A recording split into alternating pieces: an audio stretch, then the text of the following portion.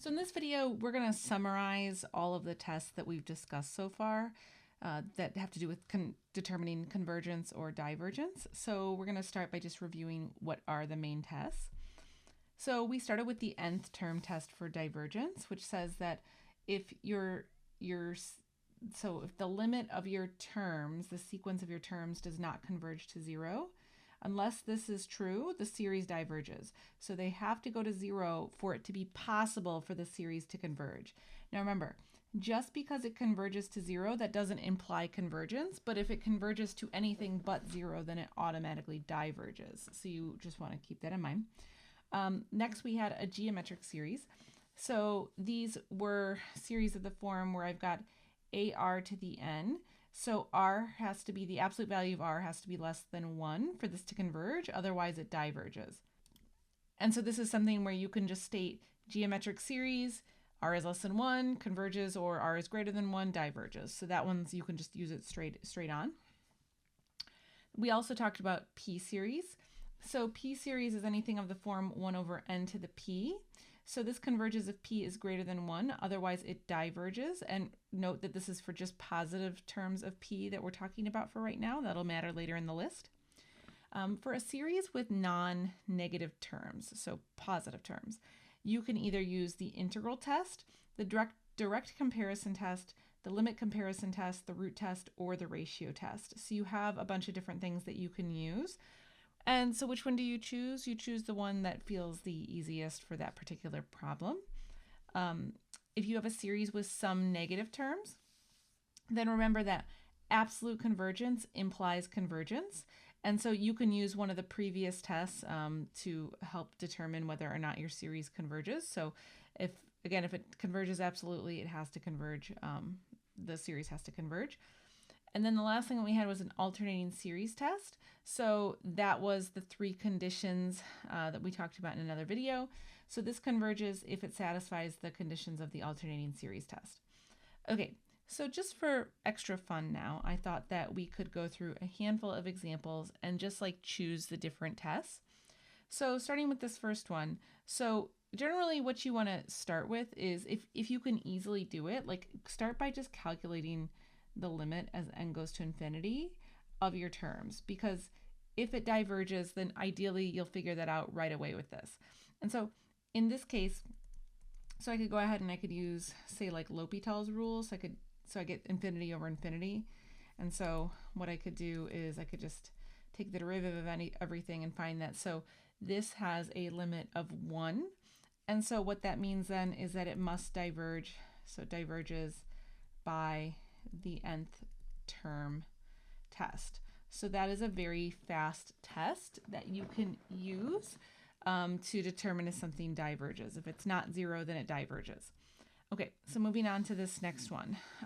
So for this one, I've got -1 to the n plus 1, and then I've got 0.5 to the n times n.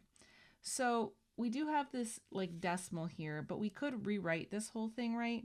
So 0.5 to the n over n, that will be the same as 1 over 2 to the n times 1 over n. And I would prefer to view this as 1 over 2 to the n times n, so I can just rearrange it like so. And now that I've written this out, I see that I could pretty easily compare this to 1 over 2 to the n. This is going to be less than 1 over 2 to the n.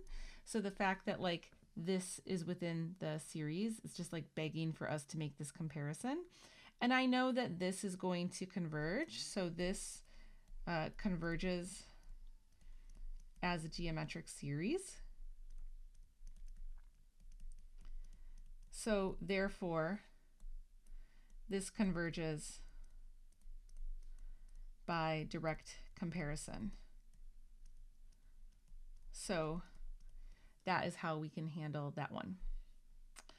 Okay, so moving on to the next one. So this one is interesting now because I have 1 over n, the square root of n, and 1 over the square root of n, that is equal to 1 over n to the 1/2. So we know by a p series, this by itself would not converge, but this is alternating now. We've got that -1 in there, right? So if I use the conditions of the alternating series test, so 1 over the square root of n, this is always positive. So that was the first condition. The next one is that the terms, so the next term always has to be less than the previous term. And so this is always true. And then finally, if I take the limit as n goes to infinity of 1 over the square root of n, that will equal 0. So I've fulfilled the 3 conditions of the alternating series test. So this converges conditionally by the alternating, I'll just write alt series test. Okay, now of course there's this question of, do I have to say that it converges conditionally? Well, it depends on the question. So sometimes you will be asked to state whether something converges conditionally or not, so you want to get in the habit of just noticing this. We know by itself it would not converge by p-series, and so then by the alternating series test this converges conditionally. So it's just something you want to notice just in case. Okay, so let's continue on. So for this next one, so I have -6 to the negative n. So one thing you want to get in the habit of is always just rewriting your series so that you are looking at them maybe in a slightly different way. So I can rewrite -6 to the negative n as -1 over 6 to the positive n. And so this definitely converges once I look at it like this as a geometric series, because obviously 1/6 is less than 1. So we're good to go there. And finally, so now I've got -105 to the n over n factorial.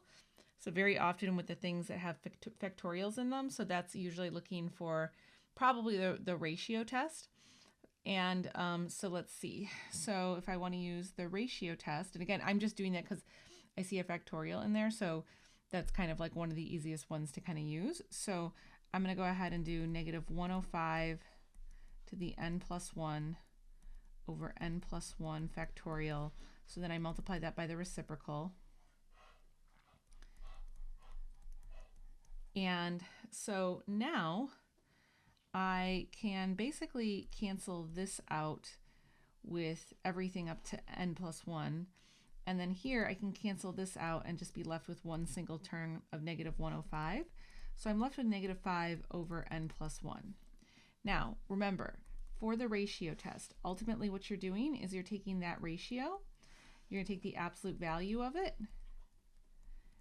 and then you're seeing what do you get. And so in this case, I will end up getting 0. And so because I get 0, 0 is less than 1. So that implies that the series converges absolutely. Okay, so that's just a quick check-in on some of the tests. A word of advice. So as you can see, there's a lot of different tests. So you really want to make sure that you have a pretty solid handle on these before you move on to the next topic. So it's totally worth your time to spend a little extra time practicing to feel like you're solid in choosing which test to use. And a lot of that just comes from experience, and you get experience by practicing. So if you're struggling with it, it's just because there's a lot of detail and it's normal to struggle with it. So I do just want to encourage you to, keep at it, make sure that you keep practicing, keep a list of kind of what are the different tests, what are the conditions, and just keep at it. And if you have that solid foundation, then as you continue on talking about other types of series, you're going to be in a very good place. Okay, and so I'm going to leave it at that, and I will talk to you guys in the next video. Bye!